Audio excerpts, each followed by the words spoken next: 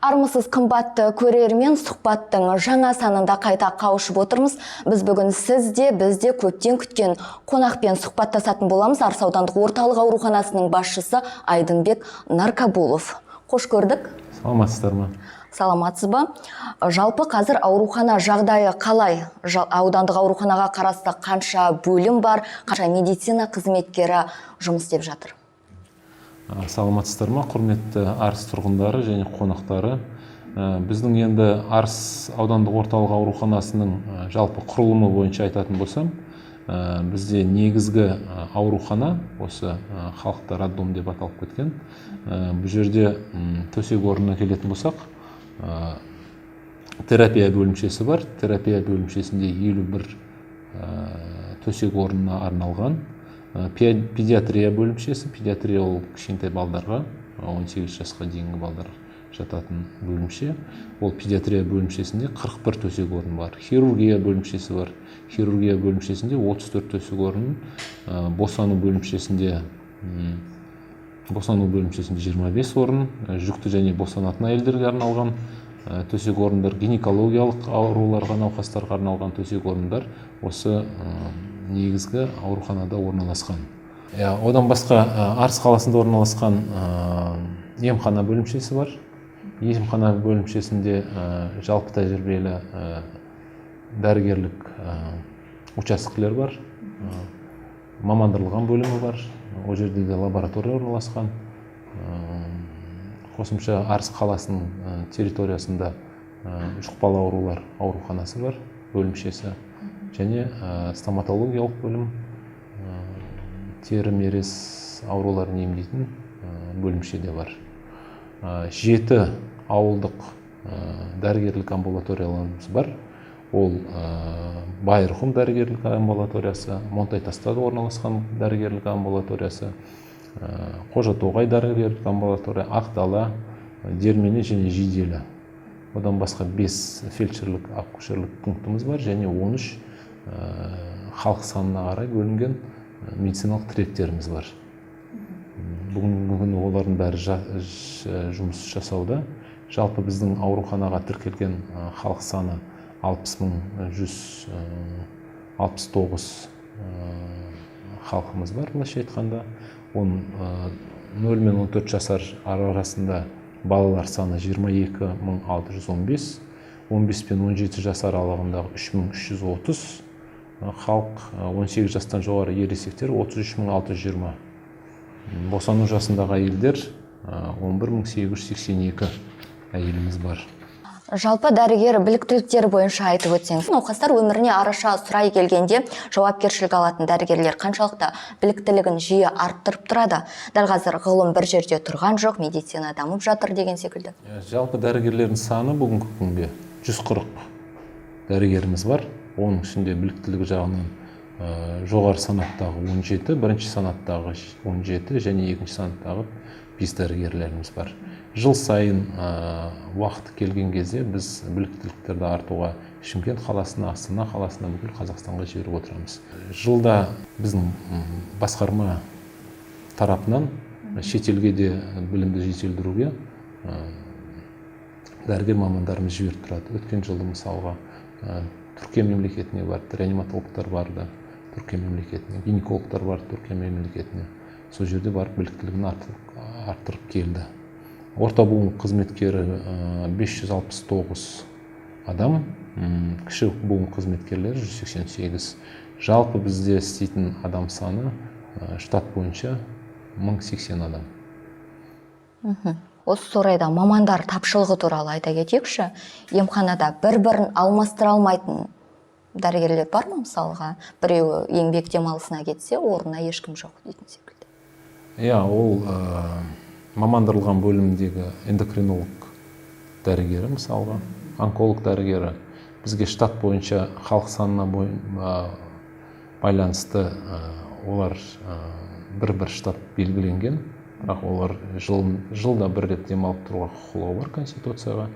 Соған байланысты орнына бөлім меңгерушілері уақытша дәрігердің орнына, былайша айтқанда, жоқтығын көрсетпей жұмыс атқарады. бірақ мысалға эндокринологтың 2 штатын біз аламаймыз. Өйткені бір дәрігердің өзі осы халық санына тура келіп тұрады. Екінші эндокринологты аламаймыз штат бойынша. Өйткені ол жұмыс көлемі оған сай келмейді.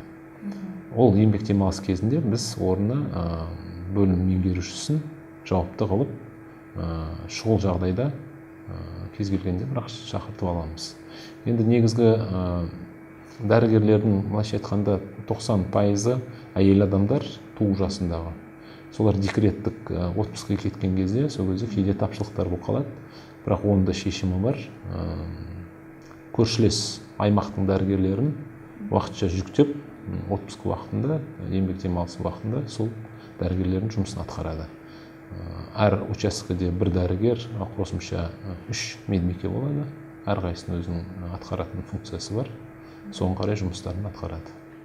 Сонда қанша халық санына байланысты, қанша адамға? 50 мыңға бір специалист. Ол мамандырылған. Мысалы, невропатолог, түсінікті. эндокринолог, онколог деген дәрігерлер сол. Ал жалпы тәжірибелі дәрігерлерде бір учаскесінде 1500 бен 1600 халқы болады әрқайсында. Гемодиализ орталығы бар. Жұмыс істеп тұр ғой? Бізде жұмыс істеп тұр, бірақ ол жеке, мемлекеттік емес, ол бізге бағынышты емес, жеке кәсіпкер ашқан. Бүгінгі күнде оған да осы Арыс қаласының халқына ыңғайлы болу үшін басқа қалаға, болмаса басқа ауданға бармау үшін осы жерде ашылған. Ол 2 жылдан бері жұмысын атқарып келе жатыр. Ол пациенттерге гемодиализ алатын өте ыңғайлы. Өйткені басқа қалаға немесе ауданға барған кезде ол жерде орналасатын жер керек, жататын жер керек, арасында көлік жалдау керек. Қазір енді Арыста болғаннан кейін ол мәселелердің бәрі шешіліп, ыңғайлы деп ойлаймын. Оны өзіміз көзбен де көрдік, қанша сол аппаратқа мұқтаж адамдар келіп жатқанын. Жаңа аппараттар туралы айта кетсек осы жерде, қандай аппараттармен толығып жатыр аурухана? Жаңа аппараттармен толығып жатыр. Осы жылдың өзінде бізге аудиоскрининг деген бізде қызмет бар. Ол жаңа туылған нәрестелерге, одан кейін жасына қарай балдардың есту қабілетін бағалайтын аппараттар. Оған басқармадан бізге 2 аппарат беріліп жатыр. Уже қабылдап алдық. Оның біреуін осы босанатын бөлімге қоямыз, жаңа туылған нәрестелердің есту қабілетін анықтап, және біреуін емханаға қоямыз. Бірден тексеріп шығады босанғаннан кейін? Тексеріп шығады. Керемет, бізде бұрында болған жоқ? Болған, бізде де болған, бірақ қосымша беріп жатыр. Жаңа аппараттар. Енді олар бәрібір медицина қай салада болса да бір орында тұрмайды ғой. Жаңа аппарат ыңғайластырған, жаңаның аты жаңа ғой, қалай сонда. Одан басқа? Одан басқа 81 миллионға бізге жаңа УЗИ аппаратын беріп жатыр. Ол аппарат эксперт классы деп аталады. Ол жүкті әйелдердің жүкті болған кездегі іштегі нәрестелердің ахуалықтарын былайша айтқанда жақсы анықтайтын өте жақсы аппарат болып саналады. Оны осы жылға күтудеміз. Осы жылдың соңына дейін. Енді келеді ғой. Басқарма тарапынан тендер өткізіп, уже жеңген адам былайша айтқанда анықталған. Тендер арқылы. Тендер арқылы, Қазір барлық тендер болған ғой, қазір туралай еш нәрсе аламаймыз. Сол жаңа аппаратты, УЗИ-ді өте қымбат, өте жақсы, заманауи сондай аппарат ол. Ол да бізге үлкен көмек болады. УЗИ мамандарымызды толықтырып жатырмыз, невропатологқа оқытып жатырмыз, кардиологқа өзіміздің мамандарымызды оқытып жатырмыз. Қажет деген мамандарымызды жаңадан бітіріп келген болмаса, өзіміздің арамыздан дәрігерлермен осындай мамандықты қосымша асамба деген дәрігерлерімізді оқуға өзіміздің бюджетімізден оқытып жатырмыз. Қосымша осы жылы тағы да егер барлық процедуралар жақсы өтетін болса, қосымша біздің 4 категорияға санитарлық жаңа автокөліктерді бізге беру жоспарланған. Ол да жақсы жаңалық. Одан кейін біз КТ аппараты бойынша да мәселені көтердік. Келесі жылы ол да бюджетке қарай қарастырып алу мүмкін. Сол кезде КТ-ға бізге былайша айтқанда ол оңай өте қымбат аппараттардың біреуі КТ аппараты. Оған сәйкес ғимарат керек, оған сәйкес мамандар керек. Ол жаңа аппараттар 3 жылда гарантияда болады, сол 3 жылдың ішінде өз-өзін ақтау керек, былайша айтқанда. Жұмыс жасап тұру керек. Бізде бұрын КТ аппараты болған жоқ па? Жоқ, біз бұрын КТ аппараты болмаған, өйткені басқарма тарапынан былайша айтқанда үлкен аудандардан бастады. Бұрын Шымкентке баратын болсақ, қазір бізде Ордабасыға орналастырған. Ордабасы ауруханасын Темірландағы орналасқан. Соны аудан аралық деп белгілеген. Аудан аралық болғанда қасындағы жақын аудандар сол жаққа барып біраз көмек көрсетуге дайындап қойған. Сол жерде қазір КТ аппаратын орналастырды осы жылы. Оған тегін жүгіне аламыз ба? Оған тегін жүгіне аласыздар.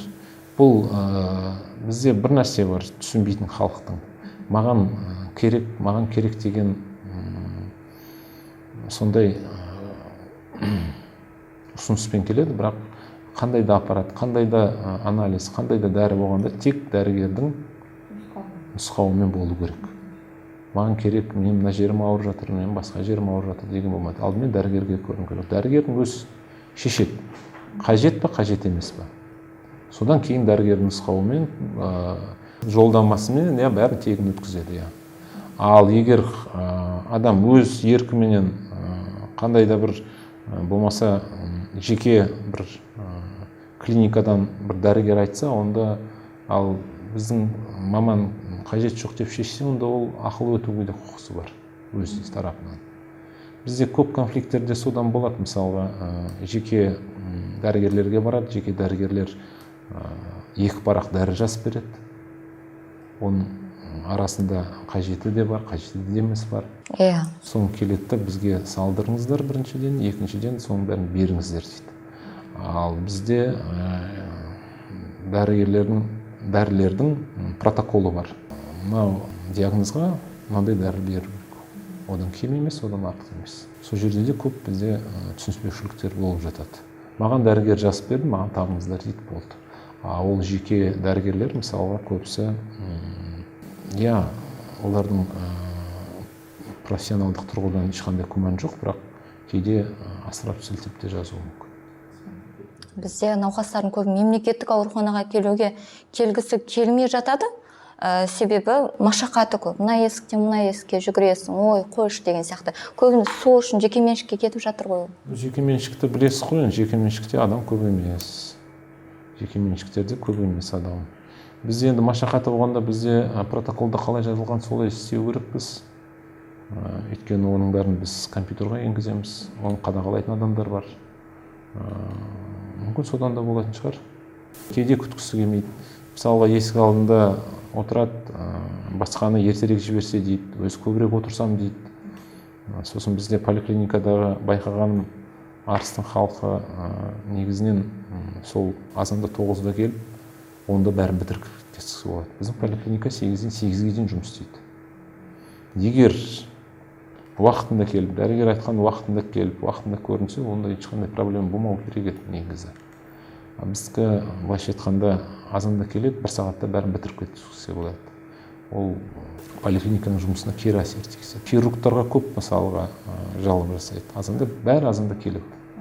Ал түстен кейін барсаңыз, хирургта адам жоқ. Содан түсініспеушіліктер шығады. Жақсы, енді КТ аппараты қашан келеді дедіңіз? Ендігі жылға жоспарға қойып жатыр. Құдай қаласа болып қалады. Өйткені ол өте қымбат аппарат. Ал КТ аппараты енді келейін деп жатыр. Мен МРТ-ны сұрайын деп отыр едім. Жоқ, МРТ ол сәл КТ-ға қарағанда күрделілеу. Ол былайша айтқанда үлкен районның өзінде де жоқ. Мысалы, халқы 100 мың, 200 мың жететін, 300 мыңға жететін оларда да жоқ. Өйткені ол маманы болу керек. арнайы. Оған сәйкес келетін ғимараты болу керек. Соған байланысты. КТ аппараты енді былайша айтқанда обслуживаниесі де бәрі де жеңілдеу. Сол үшін алдымен КТ аппаратын қойдырып алсақ, кейін МРТ туралы айтып жатырмыз. Бүгінгі күнде Ордабасыға қойды КТ-ні. Солардан бастап жатырмыз. Ордабасы мысалға біздің аурухана әр деңгейге бөлінеді. Мысалға бізде бірінші деңгей болып саналады Арыста. Арыс, Созақ, Отырар бәрі бірінші деңгейлі. Ал Темірландағы орналасқан, бұл жердің халқы 120-130 мыңға барады, Ордабасы ауданы. Халқы бізден 2 есе көп былайша айтқанда. Олар екінші деңгейлі. Екінші деңгейліге ауруханаға сәйкес медициналық құрам жабдықтарда, мамандарда. Одан жоғары деңгей, үшінші деңгей болып саналады, ол облыстық деңгейдегі. Одан жоғары ол Астана, Алматы қалаларында орналасқан, олар жеке мамандырылған институттар, клиникалар болып саналады. Мысалға айтайын, бізде өткенде бір мәселені көтерді. Неге бізде ангиохирург жоқ дейді Арыс қаласында? Ангиохирург дегеніміз қан тамыр хирургы. Мен түсіндіргенім, ол облыстық деңгей. Өйткені облыстық больницада орналасқан, ондай науқастар көп емес. Айына 1-2 науқас болады. Білуімше Темірланда да жоқ ол. Оған бола біз маман ұстай алмаймыз. Егер ол маман айына 1 науқасты, жарайды 10 науқасты көрсін. Қалған уақытта не істейді? Қалған уақытта не қылады? Біріншіден ол өзінің жұмысын толыққанды орындай алмайды. Екіншіден былайша айтқанда, егер қандай да бір операция жасайтын болса, күніге операция жасамағаннан кейін қолы шығып қалады ол кісінің. Сол үшін құрылым бойынша ол 3-ші деңгейде орналасқан облыстық клиникалық ауруханада бар. Түсініспеушілік содан болады. Неғып андай дәрігер маман жоқ, неғып мынандай маман жоқ. Олардың барлығы деңгейіне саты-сатысына бөліп қойған. Тағы бір аппарат туралы айтайықшы, жаңадан туған сәбидің басын түсіретін бізде УДС аппараты жоқ. Аналар жеке меншік орындарға барып түсіруге мәжбүр. УЗД аппаратына жаңадан аппарат келеді. Соның ішінде де функциясы болу керек. Жаңа аппарат айтып жатырмын, келе жатыр деп, экспертный класс. Сонымен түсіріп көреміз, оны оқытып, қосымша оқытып. Болмаса біз жібереміз, частныйға жібергенде біз облыстық балалар ауруханасына жібереміз. Ол жерде де мамандар бар. Ол жерінде мамандар КТ бар, кішкентай балдарға арналған КТ түсіретін. Мамандырылғанда олар 3-ші деңгей. Сол үшін біз 3-ші деңгейге жібердік. Ал бізде Арыста әзірге жоқ, әзірге жоқ. Қажеттілікке байланысты 1-2 пациент болса, өздеріңізде түсініп отырсыздар ғой, оған бола үлкен аппаратты бізге әкеп қоймайды. Ыңғайлысы облыстық неге мамандарға күніге көріп жүрген, былайша айтқанда санаттар жоғары мамандардың көргендер дұрыс та. Күніге тәжірибе алады олар. Өйткені бүкіл облыстан жиналады. Ол тек бізде емес, мысалға басқа аудандарда халқы 100 мың, 150 мың жететін халықтарда өздерінде жоқ мысалға. Бізде 60 мың халық бар. Босану бөліміне келейікші, ерте босану қаупі бар әйелдерде бізде Шымкент қаласына жіберіледі. Неліктен? Ерте босану емес, сол бізде әйелдерді де қаупі бар, жоғары қауіпті әйелдерді біз 3-ші деңгейге жібереміз. Өйткені біздің деңгей 1-ші деңгей, қайталап өтейін. Өзімізде босанатын әйелдер де бар.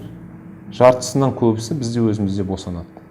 Ал облыстық деңгейде бізде босану керек деген зерттеулерден, дәрігерлердің қарап болғаннан кейін нұсқамасы бойынша біз облысқа жібереміз. Яғни тәуекел ете алмаймыз дейсіз? Бала мен ана өлімі қаншалықты жиі орын алады? Құдай сақтасын, 2 жыл болды. Ана өлімі болмады бізде. Балдар өлімдері өткен жылғыменен 2 балаға артып тұр. Ол 2 баланы ДТП-ның арқасында болған, былайша айтқанда машина қағып кеткен екеуінде. Соған байланысты болып отыр. Енді негізі өздеріңізде білесіздер, кішкентай баламен өздеріңізде көресіздер, көпшілік жерде жүреді, тойда жүреді. Біріншіден енді мен ойым бәрібір тек дәрігерлер емес, ата-аналар да жауапты болуын ұмытпау керек. өйткені көп байқаймын, көпшілік жерде той домалақта кішкентай балдарын алып жүреді, кішкентай шақалық, болмаса қонаққа барады басқа облыста. Қазіргі кезде өздеріңіз естіп жатқан шығарсыздар, қазір мысалға тұмаудың, ОРВИ-дің, вирусты инфекциялардың өршіметін өзі қазір кезең. Одан басқа қызылшамыз бар. Мысалы, бүкіл республикада қызылша өршіп келе жатыр. Соған байланысты біз инфекциялық бөлімшеде қосымша 10 төсек орынды қарастырып жатырмыз. Егер де өршіп көбейіп кеткен жағдайда, сол жаққа орналастыру үшін оның алдын алып қойғанбыз. Енді дәл қазіргі кезде өршіп жатқан кезде, әртүрлі вирусты инфекциялардың өршіп жатқан кезде, енді ата-аналарға сұраныс кішкентай балдармен, былайша айтқанда, көпшілік жерге бармай, балдарына сондай көпшілік жерлерден, болмаса бір жерге қонаққа баруға, басқа облысқа, басқа ауданға соны шектесеу жақсы болар еді. Өздеріңіз білесіздер, қазір қыс ауасы, қыс басталады, суықтау да, тұмау да өрши бастайды. Жұқпалы аурулар деп қалдық қой, бізде жұқпалы аурулар бөлімшесі ғимараты өте ескі, науқастардан осыған өте жиі шағым естиміз. Бұл мәселе сізге дейін де болды, қазір де бар, бұл қашан шешіледі? Бүгінгі күні бізде былайша айтқанда барлығы қаражатқа және бюджетке тіреледі. Қазір бізде ең ақсап тұрған 2 құрылыс басталайын деп жатыр, 24-ші жыл. Ол Қожатоғайдағы ғимараты мүлдем ескі болып кеткен. Оған барлық құжаттарды дайындап, уже ақшада бөлініп, келесі жылы жаңа дәрігерлік амбулатория соғылу басталайын деп жатыр. Және Монтайтас ауылды мекенінде Атамекен ауылы бар, сол жерде де жаңа медициналық тірек соғылып жатыр. Біз ұсыныс берілді, енді оны да енгізіп, келесі жылы көреміз. Өйткені бізде жоспар бойынша тағы да 500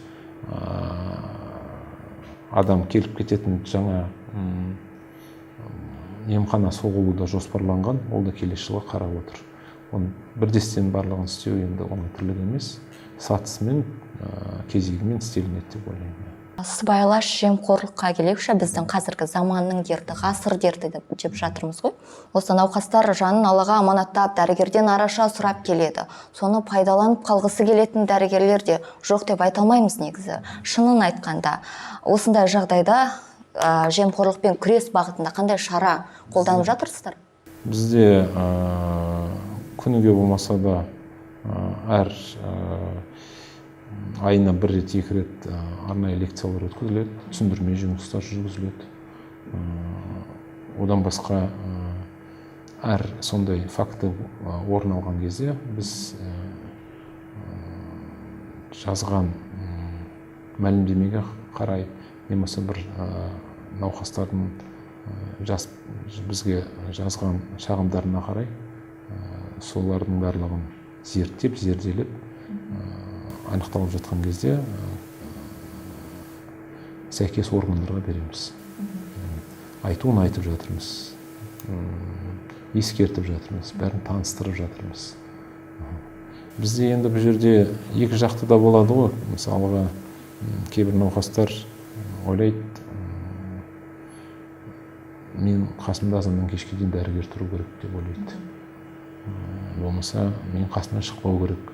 Ал ол дәрігердің өзі штат бойынша 20 науқас, 30 науқасқа қарайды. Оның бәрін қасында тұра алмайды. Содан түсініспеушілер көп туындайды.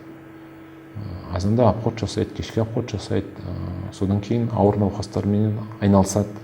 Сол уақытта маған келмеді, маған қарамады, мен ақша бермеген соң сондай болып жатыр деп түсініспеушілік болуы мүмкін. Өйткені бізде 9,5-10 мың адам жылына емделіп шығады. 9,5-10 мың адам емделіп шығады. Соның былайша айтқанда 99% риза болып кетеді. Бірақ арасында түсініспеушіліктер де болады. Ол адами тұрғыдан, жалпы кейбіреулердің мінез құлқы ұнамай қалады, дәрігерлердің медперсонал алғанда. Онда шағымдар түсіп тұрады. Ол әр шағыммен бізде арнайы комиссия бар, солар айналысады. Биыл тіркелді ме мысалға сондай жемқорлықпен ұсталғандар? Жоқ, болған жоқ. тіркелмеді. Мен неге айтып отырмын, себебі осы жылы қателеспесем 3-4 ай бұрын ғой деймін, Арыс қаласы әкімінің жеке қабылдауына сондай өтініш дейміз ба, шағыммен тұрғындар келді, осы мына маман, мына кісі деген сияқты ол жерде атын атап түсін түстеген де болды.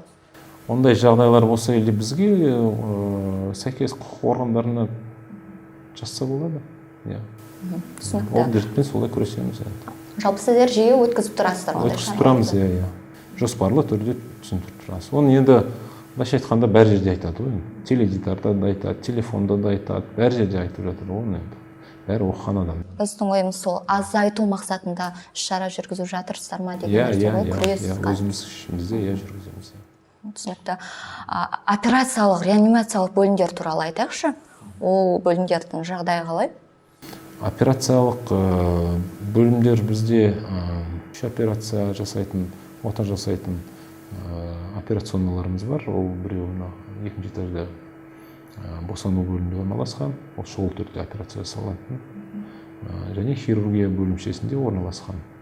Операциялар жоспарлы түрде жүреді. Шұғыл операция керек болатын болса, бізде қабылдау бөлімінде тағы да операция, кіші операциялар және шұғыл операция жасайтын бөлмені арнайы жабдықтап қойғанбыз. Үшінші этажға, екінші этажға көтерілмейтіндей қылып. Барлық керек көмекті осы жерде көрсете аламыз. Реанимация бөлімі де сол бірінші этажда орналасқан. 6 төсек орны бар. Мына жерде изоляторы бар. Изоляторда 2 төсек орын. Ол жұқпалы аурулармен ауырған адамдарды бөлек, кіріп шығатын жері бөлек, басқаларға жұқтырмау мақсатында 2 төсек орнымыз бар. ИВЛ аппараттарының бәрі бүгінгі күнде жеткілікті және бәрі жоспарлы түрде жөндеуден өткізілуде. Реанимациялық бөлме бар қабылдау бөлімшесінде. Ол да шұғыл қажет ететін реанимациялық көмек керек болатын болса, сол жерде де істеліне береді. Ол жерде де ИВЛ аппараты бар, наркоз аппараты бар, барлығымен жабдықталған дайын болып тұрады. Егер де бізде түнде кезекшілікке терапевт дәрігер бүкіл больницаға қарайтын, хирург дәрігер, реаниматолог болса да және гинеколог 4 маман кезекшілік етеді түнгі уақытта. Түсінікті. Көп рахмет. Бүгінгі өте жақсы сұхбат болды. Біраз сұраққа жауап алдық деп ойлаймын. Құрметті көрермен, бүгінгі сұхбаттың кезекті саны осымен тамам. Келесі кездескенше аман сау болыңыздар.